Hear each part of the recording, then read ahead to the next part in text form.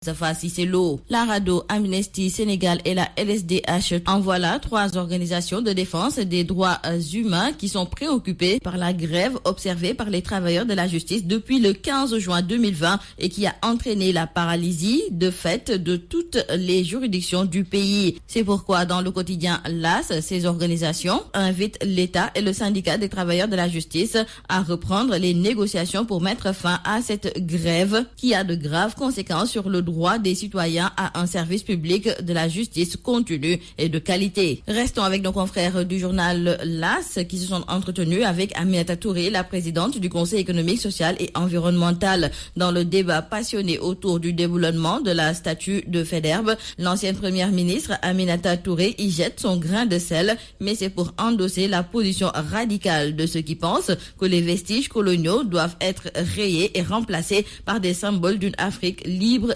digne et fière. Avec des arguments à la fois sociologiques et historiques, la présidente du Conseil économique, social et environnemental confie à nos confrères pourquoi la statue de Faidherbe doit être remplacée par celle de la reine du Waalo, Ndateya Lombot. La pandémie du coronavirus poursuit sa progression ici au Sénégal et dans le journal Vox Populi, nos confrères nous parlent de Air Sénégal SA qui enregistre ses premiers cas de Covid-19. Nos confrères du journal Les Échos nous signalent également ces cas de Covid-19 au niveau de Air Sénégal et la direction qui souhaite un prompt rétablissement à ces malades a déjà procédé à une désinfection des locaux. Nos confrères du journal Les Échos trouvent que les locaux devraient être fermés au moins pendant 10 à 14 jours pour être sûr que les lieux sont totalement sécurisés. Et il faut noter avec nos confrères du journal Critique que malgré la multiplication des cas, les blouses blanches ont soigné plus de 5000 malades qui étaient hospitalisés et qui sont tous guéris. Nos confrères nous parlent donc de rémission record de patients. Cependant, il faut dire avec nos confrères du quotidien Le Soleil que la vie des guéris de la Covid-19,